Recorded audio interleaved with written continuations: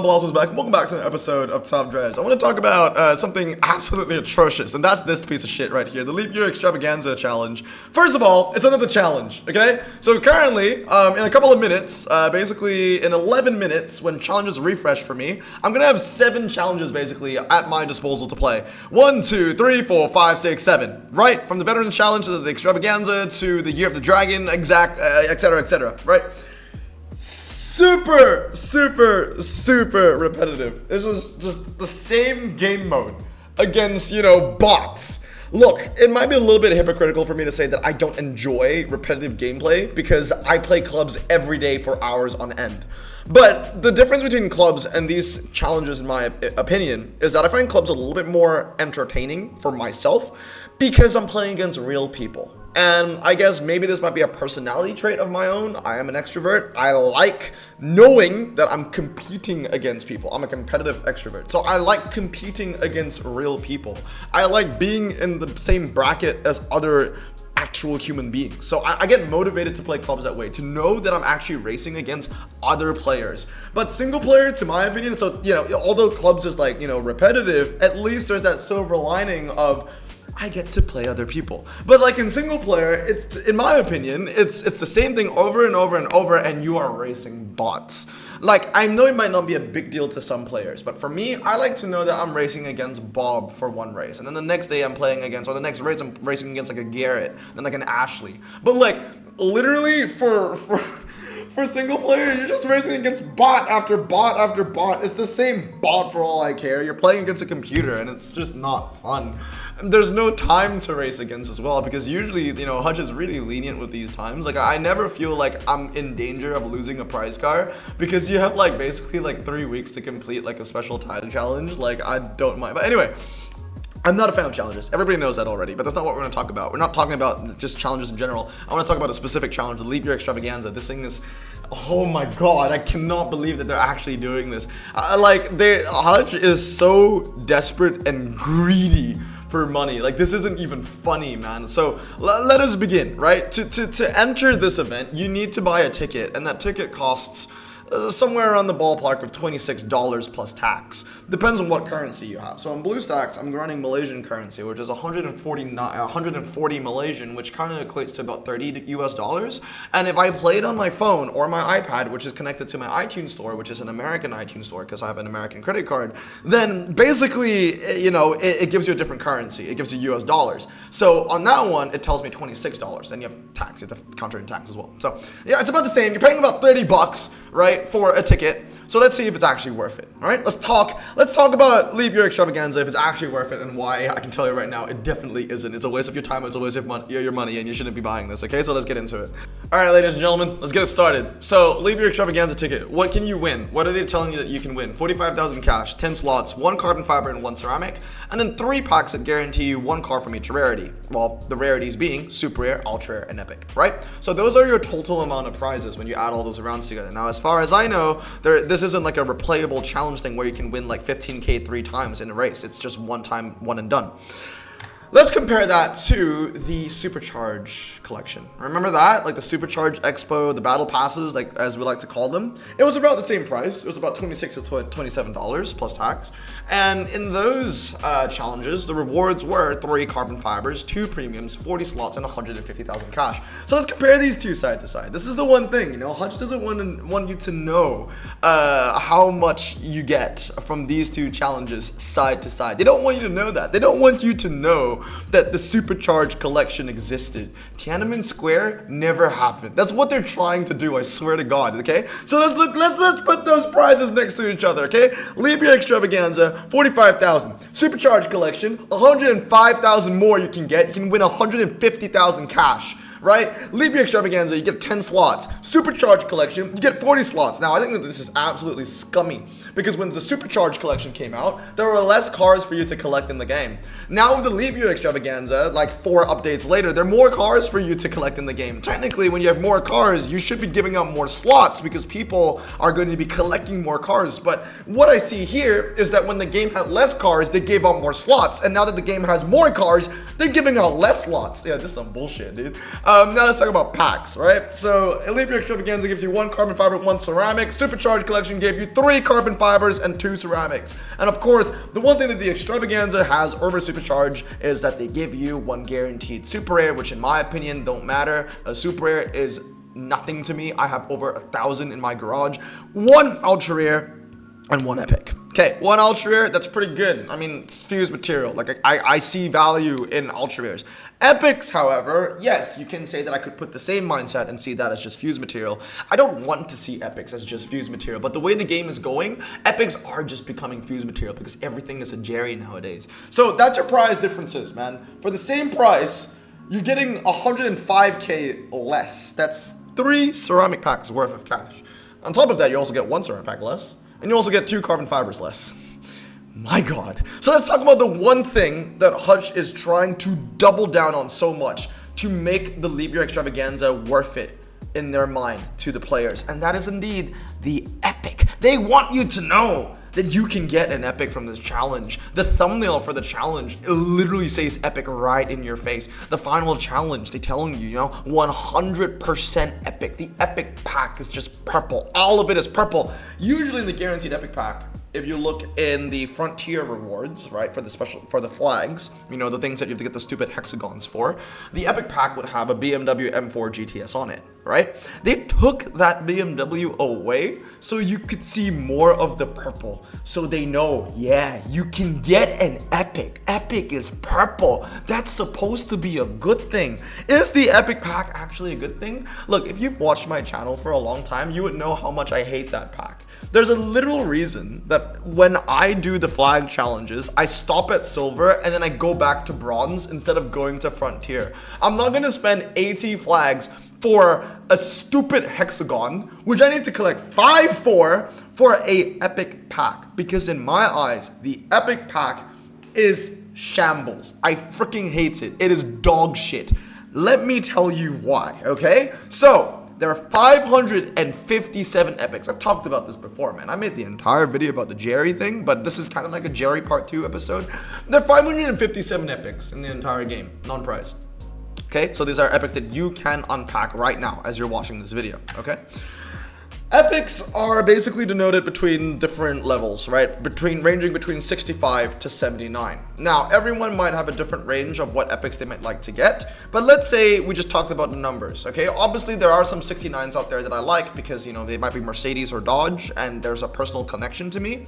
But for the main part, if we're just looking by, power ratings, I would feel like most players, I myself included, would prefer to get cars that are 75 to 79 because ideally they are better epics. They do have better performance. 74 to 70 is meh, for the most part. You get a 72, 71. If it's not a specialist epic, it might just be fused material, especially if it's like a 4-wheel drive Audi 72. That's the same value as a 65 in my opinion, right? You got 69 to 68, that's already low range. You probably don't want that. And 67, 66, and 65, you definitely don't want those. The main reason why I have 67, 66, and 65 highlights it in a different color than 69 and 68 is because although 69 and 68 are bad, at least 69 and 68, they might have that chance of beating, really good ultra rares.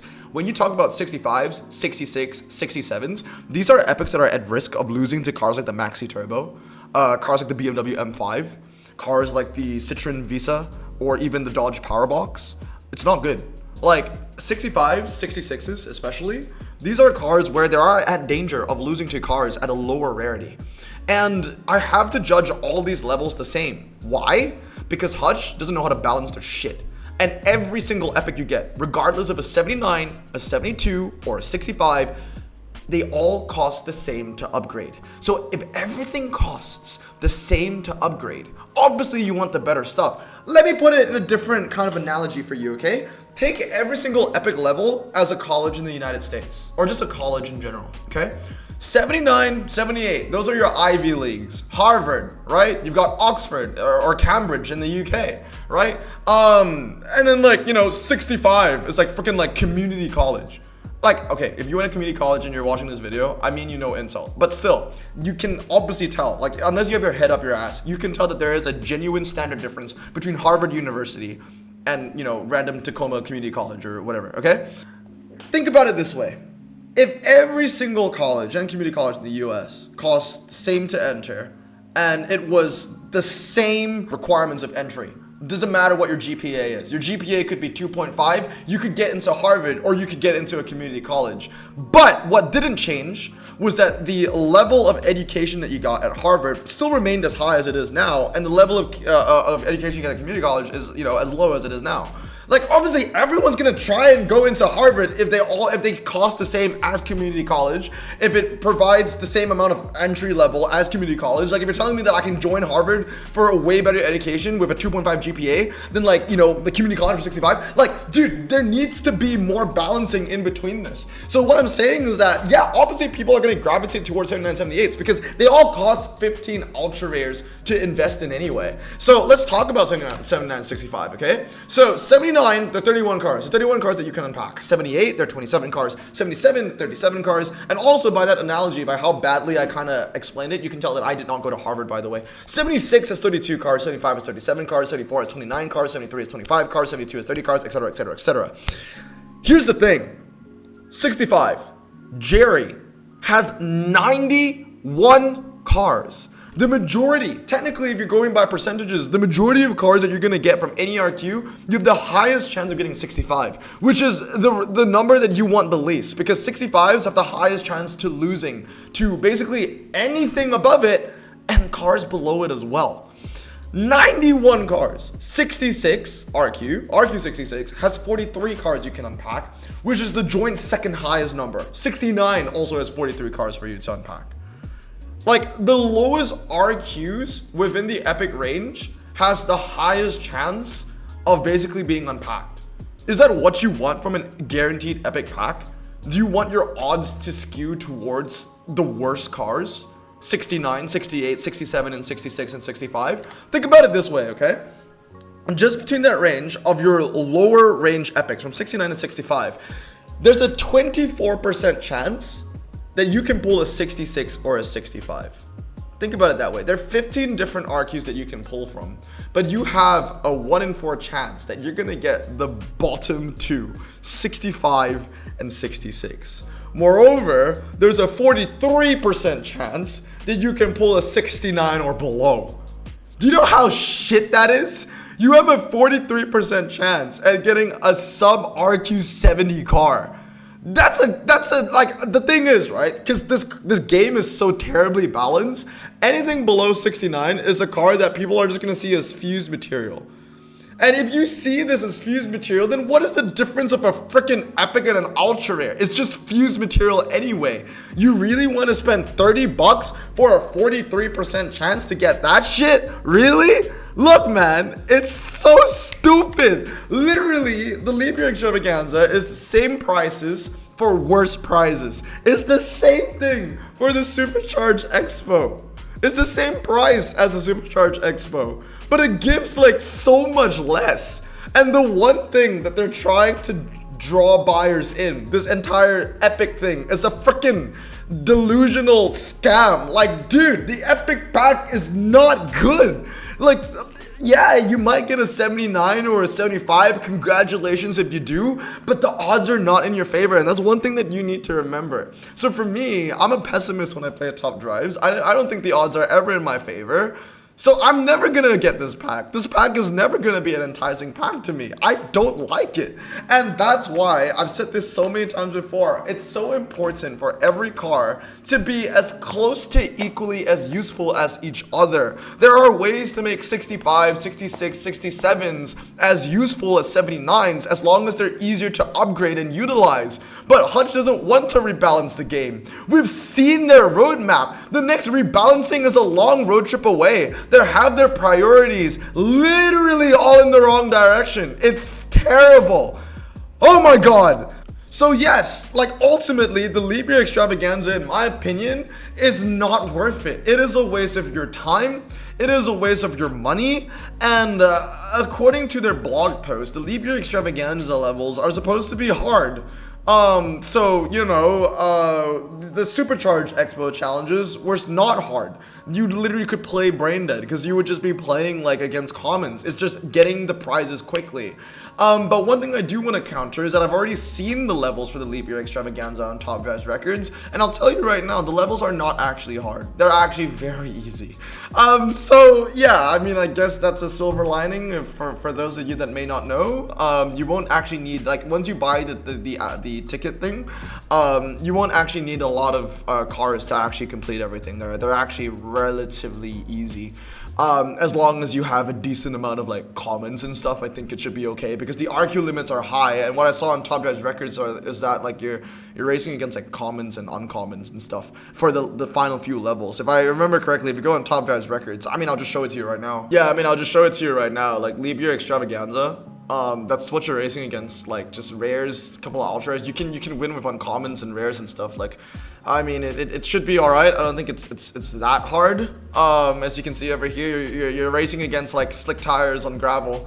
So even though Hud said that the levels are gonna be hard, I don't think they're gonna be that hard. But anyway, guys, that's gonna be it for today. It's not worth it. Just stop.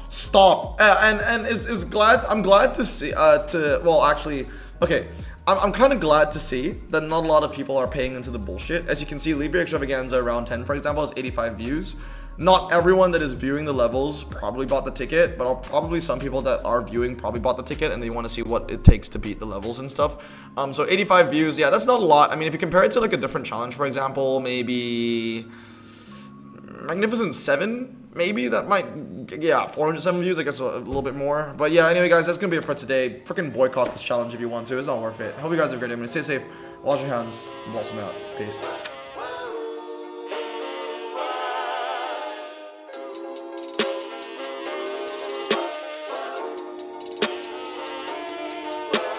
Bro, this song just makes me so happy.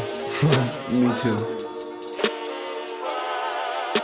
Imagine being Asian in the 50s, looking nifty, leather jacket, looking sleek, look like Presley, look so deadly. Got a jukebox back at home, feeling jazzy, turn it on and play it slow, like the movies with the ladies. They so fine. Imagine being Asian in the 50s, looking nifty, leather jacket, looking sleek, look like Presley, look so deadly. Got a jukebox back at home, feeling jazzy, turn it on and play it slow, like the movies with the ladies. They so fine. Sit back, relax in my Bonneville Pontiac. Hold tight all night, cruise to Jacksonville Atlantic. Blonde hair, don't care, look like Leslie Brooks